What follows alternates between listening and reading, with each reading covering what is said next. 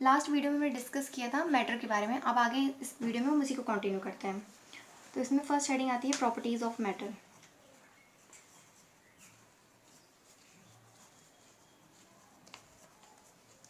Properties of matter. Matter की two types की properties होती हैं। फर्स्ट होती है फिजिकल प्रॉपर्टी और सेकेंड होती है केमिकल प्रॉपर्टी। तो फिजिकल प्रॉपर्टीज़ में कौन सी प्रॉपर्टीज़ आती है और केमिकल प्रॉपर्टीज़ में कौन सी प्रॉपर्टी आती है? फिजिकल प्रॉपर्टी में आता है colour, odour, melting point and boiling point. इस तरह की जो प्रॉपर्टीज़ होती हैं वो फिजिकल प्रॉपर्टीज़ में आती हैं। और केमिकल प्रॉपर्टी में क्या आता है? कंपोजिशन, रिएक्टिविटी, यानी कि कोई जो कंपाउंड है वो एसिड और बेस के साथ किस तरह की रिएक्शन दे रहा है, जिसे हम रिएक्टिविटी में पढ़ते हैं। रिएक्टिविटी और reaction with acid and base, reaction with acids and base, ये सारी जो प्रॉपर्टीज़ होती हैं ये आती हैं केमिकल प्रॉपर्टीज़ की। यानी कि फिजिकल प्रॉपर्टीज़ वो होती हैं जो हमें नॉर्मली पता चल जाती हैं कि किसी भी कंपाउंड की कंपोजिशन चेंज किए बिना। फिजिकल प्रॉपर्टी को डिटेक्ट करने के लिए हमें जो कंपोजिशन होती है कंपाउंड की उसे चेंज करने की ज़रूरत नहीं पड़ती है। और केमिकल प्रॉपर्टीज़ में क्या होता है, किसी कंपोजिशन को चेंज करने की ज़रूरत पड़ती है।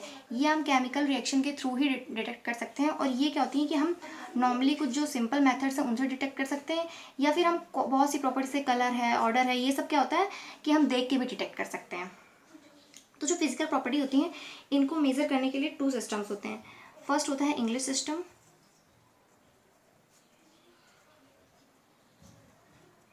और सेकंड होता है मैट्रिक सिस्टम। इसमें ज़्यादा कुछ पढ़ना नहीं है, बस यही हेडिंग पढ़ना है, इनके नाम पढ़ना है, सिस्टम के अंदर कुछ नहीं पढ़ना है। इनको मेज़र करने के लिए जो सिस्टम्स होते हैं उसमें होते हैं MKS, CGS and SI system. तो आपके सिलेबस में SI सिस्टम को ज़्यादा डिफाइन किया गया। इससे बोलते हैं international system of unit.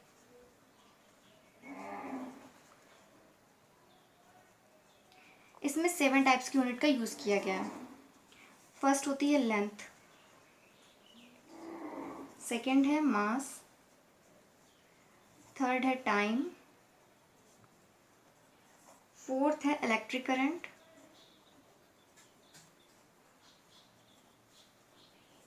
Fifth है थर्मोडायनेमिक टेम्परेचर, सिक्स है अमाउंट ऑफ सब्सटेंस,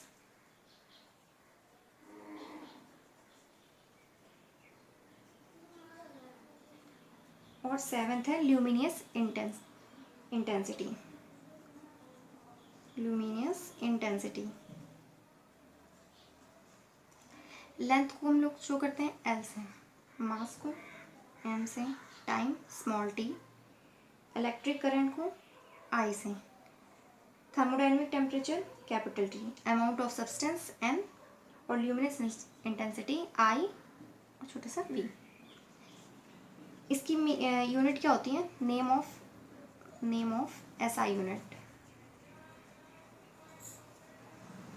लेंथ को हम डिटेक्ट करते हैं मीटर में, मास को किस में मेज़र करते हैं? किलोग्राम में, टाइम को सेकेंड में। यानी ये जो हम लिख रहे हैं यूनिट्स, ये SI यूनिट के अकॉर्डिंग है। यानी कि SI यूनिट में जो लेंथ होती है, लेंथ में सिर्फ लेंथ नहीं आती, लेंथ, ब्रीथ, यानी कि जो भी लाइन सेगमेंट्स होते हैं उनको हम जब SI यूनिट में मेज़र करते हैं तो उसके साथ यूनिट का यूज़ करते हैं मीटर में। इस तरह जब हम मास का यूज़ करते हैं तो उसके साथ SI यूनिट यूज़ होती है किलोग्राम। और जब टाइम में SI यूनिट हम लगाते हैं तो उसके में यूनिट आती है सेकेंड। जैसे कि हम जानते हैं कि टाइम के सेकंड के अलावा मिनट भी होता है, आवर भी होता है। तो ये सब क्या है, दूसरे जो सिस्टम्स हैं, फिजिकल प्रॉपर्टीज़ मेज़र करने के जो दूसरे सिस्टम है उनमें यूज़ होता है। लेकिन जो हम यहाँ पे यूनिट्स लिख रहे हैं ये सब SI सिस्टम के अकॉर्डिंग लिखी हैं। इलेक्ट्रिक करंट में होता है एम्पियर, थर्मोडायनेमिक टेम्परेचर में होता है केल्विन। केल्विन के अलावा क्या होती है, फ़ारेनहाइट भी होती है, सेल्सियस भी होती है, लेकिन केल्विन जो होता है वो SI यूनिट में होता है। अमाउंट ऑफ सब्सटेंस मोल और ल्यूमिनियस इंटेंसिटी का कैंडला। ये तो एक नॉर्मल चीज़ थी कि फिजिकल प्रॉपर्टीज़ क्या होती है, केमिकल प्रॉपर्टीज़ क्या होती हैं, और उसके बेस पे ये SI सिस्टम था। तो इसमें कुछ ज़्यादा डिफाइन करने वाला है नहीं, ज़्यादा समझने वाला नहीं है। 7 टाइप्स की जो फिजिकल क्वांटिटीज़ दी हुई हैं बस उनकी इसमें यूनिट्स बताए गए हैं। नेक्स्ट हेडिंग आती है मास एंड वेट।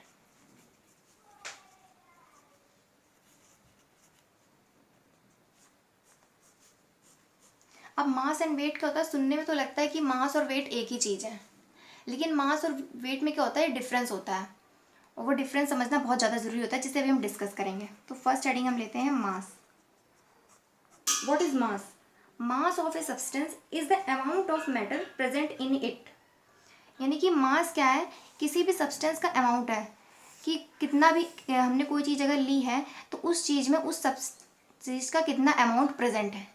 यानी कि हम कह सकते हैं कि टोटल उसका जो भार है, कोई हमने चीज़ ली, जैसे ये पेन लिया, तो इसमें क्या है कि जितना भी ये जो पेन बना है प्लास्टिक का, जितना भी प्लास्टिक का अमाउंट है, इसमें जो रिफिल लगी है उसका अमाउंट है, वो सब पूरा इंक्लूड कर लिया, वो इसका हो गया मास। यानी कि मास of a substance is the amount of matter present in it. Total जो, जैसे कि कोई भी चीज़ हमारे पास है, इस कंटेनर में हमने कुछ भी ले लिया, तो इसका मास क्या है, जिसमें टोटल जो चीज़ है प्रेजेंट है वो इसका मास हुआ। तो इसकी प्रॉपर्टी क्या होती है, खास प्रॉपर्टी होती है कि ये हमेशा कांस्टेंट होता है मास। जब हम वेट पढ़ेंगे तो मास और वेट में इजीली डिफरेंस पता चल जाएगा। वेट, अब जैसे कि मास का मतलब आपको पता चला कि किसी चीज़ का जो भार है, यानी कि कितना अमाउंट उसमें प्रेजेंट है, वो उसका मास हुआ। अब ऐसा लग रहा है नाम से कि वेट जो है, वेट का मतलब भी यही होगा कि उसमें कितना भार है, कितना अमाउंट प्रेजेंट है। लेकिन वेट क्या होता है, weight is the force exerted by gravity on a object. यानी कि वेट क्या है, एक तरह का फोर्स है जो किसी भी सब्सटेंस पे लगता है ग्रेविटी के थ्रू। यानी कि जो वेट है वो अमाउंट ऑफ सब्सटेंस नहीं है, अमाउंट ऑफ सब्सटेंस नहीं है, जबकि मास क्या है, वो है अमाउंट ऑफ सब्सटेंस।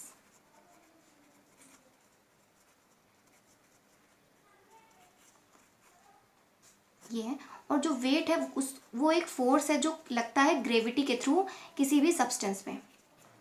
इसी खास वजह से क्या होता है कि जो ग्रेविटी होती है ये कांस्टेंट नहीं होती है, इस वजह से वेट कांस्टेंट नहीं होता। क्योंकि हम जानते हैं कि ग्रेविटी क्या होता है, जैसे कि हम किसी भी माउंटेन पे जाते हैं तो क्या होता है, ग्रेविटी की जो वैल्यू होती है वो चेंज होती है। यानी कि हाइट पे जाने से, या कहीं भी हम लोग दूसरी जगहों पे जाते हैं, ऊंची नीची जगहों पर, या कई जगह पे ऐसा होता है कि वेट ग्रेविटी जो होती है वो चेंज होती है। तो ग्रेविटी की वजह से जो सब्सटेंस होता है उस पर जो लगने वाला फोर्स होता है वो भी चेंज होता है।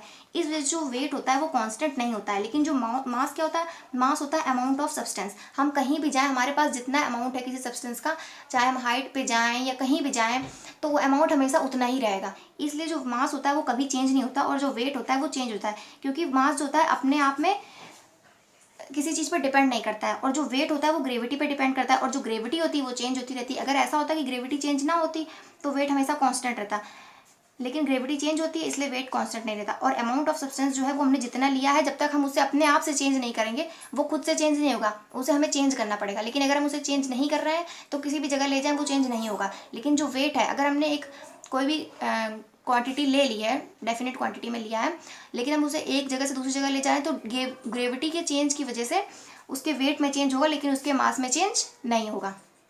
आई होप कि आप लोग को मास और वेट का डिफरेंस जो है वो अच्छे से पता चल गया होगा। नेक्स्ट आता है वॉल्यूम। वॉल्यूम क्या होता है, वॉल्यूम वो अमाउंट होता है जो कोई भी सब्सटेंस जो होता है उसको कवर करे। Volume is a amount of space cover by a substance. जैसे कोई भी हमने वाटर लिया, वाटर को हमने डाल दिया फर्श में, तो उसने बहुत सारी जगह कवर कर ली। या हमने कोई गैस ली, गैस को हमने किसी भी सिलेंडर, किसी भी कंटेनर में रखा, तो उसने जितनी जगह कवर कर ली वो उसका वॉल्यूम हुआ। यानी वॉल्यूम जो होता है वो मास या वेट से अलग होता है। इसमें क्या होता है कि स्पेस पे डिपेंड होता है ये। यानी कि कोई भी सब्सटेंस हमारे पास है, वो जितना स्पेस कवर कर रहा है वो उसका वॉल्यूम हुआ।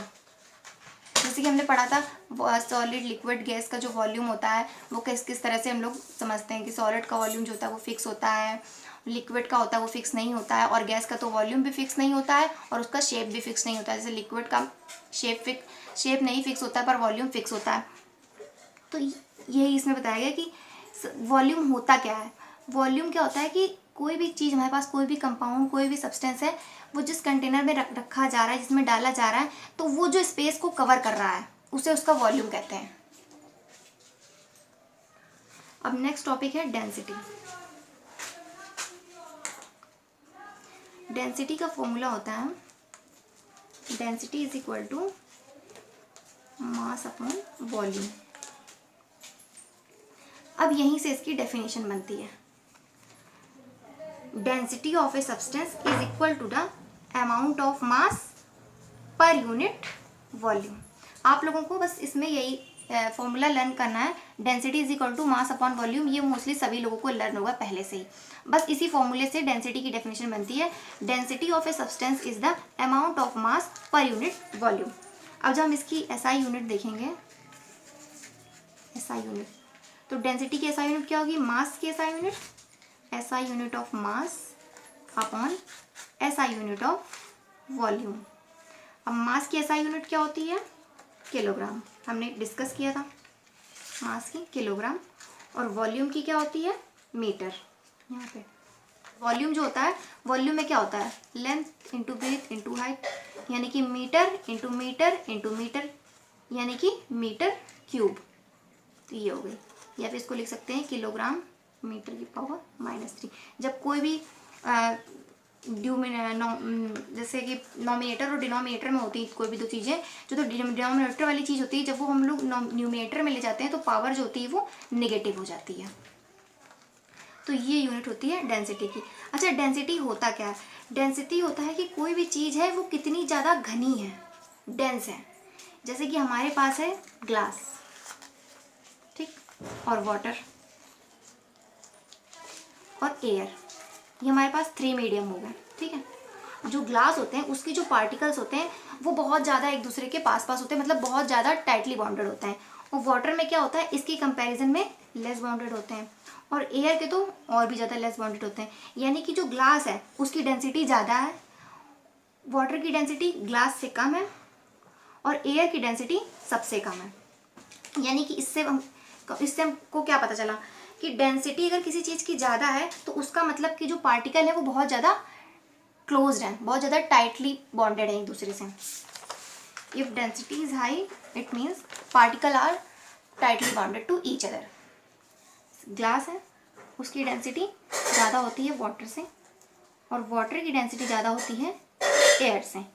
तो इसके जो पार्टिकल हैं वो बहुत ज़्यादा टाइटली बॉन्डेड है, इसके थोड़े लेस हैं, और इसके एयर के सबसे ज़्यादा लेस हैं। यानी कि जिस चीज़ की डेंसिटी जितना ज़्यादा होगी वो चीज़ उतनी ही ज़्यादा उसके पार्टिकल्स जो होते हैं वो आपस में टाइटली बाउंडेड होते हैं, यानी कि वो चीज़ उतनी ही ज़्यादा उसमें क्या होता है, सॉलिड की प्रॉपर्टीज आती जाएंगी। जब पार्टिकल अपने आप आपस में पास आते जाएंगे, और सॉलिड की प्रॉपर्टी ही होती है कि पार्टिकल जो होते हैं वो टाइटली बॉन्डेड होते हैं। जैसे कि अब हमारे पास अगर वाटर जो होता है उसका एग्जाम्पल लें, तो आइस क्या है, सॉलिड फॉर्म में है, फिर वो बनता है वाटर, वाटर किस फॉर्म में है, लिक्विड फॉर्म में, और वाटर से बना वेपर, और वेपर तो गैस होती है। तो इसमें क्या है, पार्टिकल जो थे वो बहुत ज़्यादा टाइटली बॉन्डेड थे, ठीक, जैसे टाइटली बॉन्डेड थे। इसमें क्या थे, लेस टाइटली बॉन्डेड हुए, और इसमें और भी ज़्यादा लेस टाइटली बॉन्डेड हो गए, ठीक है। तो यानी कि डेंसिटी जितनी ज़्यादा बढ़ती जाती है, इसमें क्या थी, सॉलिड की डेंसिटी सबसे ज़्यादा, उसके बाद जो वाटर बना यानी कि आइस की डेंसिटी सबसे ज़्यादा, पार्टिकल बहुत ज़्यादा पास थे। जब वो वाटर बना तो पार्टिकल थोड़ा दूर दूर हो गए, तो वो डेंसिटी थोड़ी कम हुई। और जब वेपर बना यानी कि गैस बनी तो पार्टिकल और भी ज़्यादा दूर दूर हो गए, यानी डेंसिटी बहुत कम हो गई। यानी कि जैसे जैसे डेंसिटी बढ़ती है पार्टिकल आपस में बहुत ज़्यादा क्लोज होते जाते हैं, और उनमें जो सॉलिड की प्रॉपर्टीज़ होती हैं वो बढ़ती जाती हैं। नेक्स्ट टॉपिक है टेम्परेचर।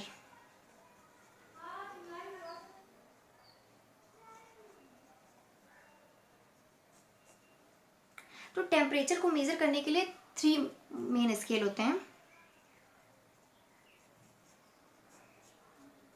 एक तो डिग्री सेल्सियस, दूसरा होता है डिग्री फ़ारेनहाइट, और तीसरा होता है केल्विन। जैसे कि एसआई यूनिट में क्या होता है, केल्विन। अभी हमने पिछले बार अभी इस हेडिंग में हमने पढ़ा था।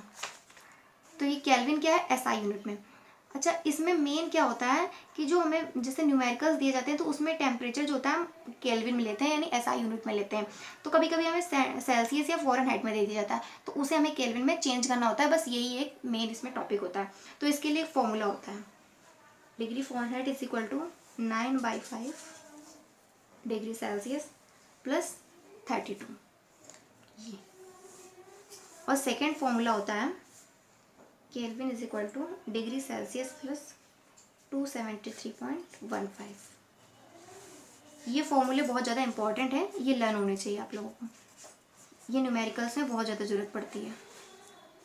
इसमें क्या है, अगर हमें केल्विन में दिया गया है कोई भी टेम्परेचर, सॉरी डिग्री सेल्सियस में दिया गया है, तो हम उसको इस फॉर्मूले के थ्रू फ़ारेनहाइट में चेंज कर सकते हैं, या डिग्री सेल्सियस में दिया गया है तो इस फॉर्मूले के थ्रू हम उसको केल्विन में चेंज कर सकते हैं। मोस्टली हमें केल्विन में ही चेंज करना होता है। तो ये दोनों फॉर्मूले बहुत इंपॉर्टेंट है, इसे आप लोग लर्न कर लीजिएगा। अब उसके बाद जो टॉपिक आता है वो है लॉ ऑफ केमिकल कॉम्बिनेशंस। ये जो लॉ है ये काफ़ी इंपॉर्टेंट है।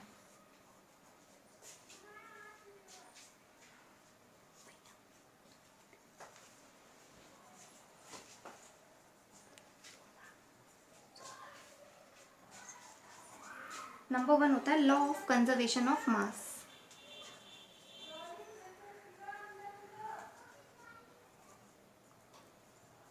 वैसे ये लॉ बहुत ज़्यादा टफ नहीं है, समझने पड़ेंगे, बस एक बार आपको समझ में आ गए फिर लर्न करने की ज़रूरत नहीं है, बहुत अच्छे से आ जाएंगे। लॉ ऑफ कंजर्वेशन ऑफ मास, जैसे कि इसके नाम से पता चला है इसमें मास के बारे में डिस्कस किया गया है। According to this law in all physical changes and chemical changes there is no change in mass during the process. यानी कि इस मास, ये जो लॉ है इसके अकॉर्डिंग हमको बताया गया है कि जब हम कोई भी केमिकल, फिजिकल या केमिकल प्रोसेस कराते हैं या रिएक्शंस कराते हैं, तो हम जितना भी कोई सब्सटेंस लेते हैं, किसी सब्सटेंस का जितना अमाउंट हम लेते हैं, रिएक्शन करने के बाद भी जो सब्सटेंस हमको मिलता है उसका अमाउंट जो है, जैसे हमने एन अमाउंट लिया तो रिएक्शन के बाद भी उसका अमाउंट एन रहता है। यानी कि कोई भी सब्सटेंस जो हमने लिया है उसको जब हम केमिकल और फिजिकल चेंजेस उसमें कराते हैं तो उसके बाद क्या होता है कि अमाउंट जो होता है वो चेंज नहीं होता, यानी कि जो मास होता है वो चेंज नहीं होता। इसी को कहते हैं लॉ ऑफ कंजर्वेशन। जैसे हमने ये ए और बी दो कंपाउंड लिए, इनसे हमने सी और डी बनाया। अब इसका टोटल मास अगर हमारे पास था कैपिटल एन, तो जब रिएक्शन हुई तो उसके बाद जो हमें टोटल मास मिला वो भी कैपिटल एन है इस रूल के अकॉर्डिंग। तो यानी कि क्या हुआ कि जो भी सब्सटेंस हमने लिए थे उनके केमिकल और फिजिकल चेंजेस के बाद जो भी सब्सटेंस हमको मिले हैं उसमें क्या है, मास जो है वो सेम है। यानी कि मास को ना तो हम बना सकते हैं और ना ही डिस्ट्रॉय कर सकते हैं। इस रूल में हमें ये बताया गया है law of conservation of mass. According to this mass can never be created nor be destroyed. किसी फिजिकल या केमिकल रिएक्शन में जो चेंज होते हैं वो क्या होता है, रीअरेंजमेंट होता है, एटम्स का, मॉलिक्यूल्स का रीअरेंज होते हैं वो आपस में, लेकिन उनका जो मास होता है वो सेम रहता है। इसी को कहते हैं लॉ ऑफ कंजर्वेशन ऑफ मास। यानी कि जब दो या दो से ज़्यादा सब्सटेंस आपस में कंबाइंड होते हैं और फिजिकल और केमिकल चेंजेस से के थ्रू नए सब्सटेंस बनते हैं तो उनका जो मास होता है वो चेंज नहीं होता। यानी कि इस रूल के थ्रू, इस रूल के अकॉर्डिंग मास को ना तो बनाया जा सकता है और ना ही उसे ख़त्म किया जा सकता है। बस इसमें इतना ही है, इसे लॉ ऑफ कंजर्वेशन ऑफ मास बोलते हैं। आज की वीडियो में बस हम ये वाला जो फर्स्ट वाला लॉ था इसको डिस्कस करेंगे। बाकी के जो लॉ है और इसके बाद जो डाल्टन की एटॉमिक थ्योरी है वो हम नेक्स्ट वीडियो में डिस्कस करेंगे।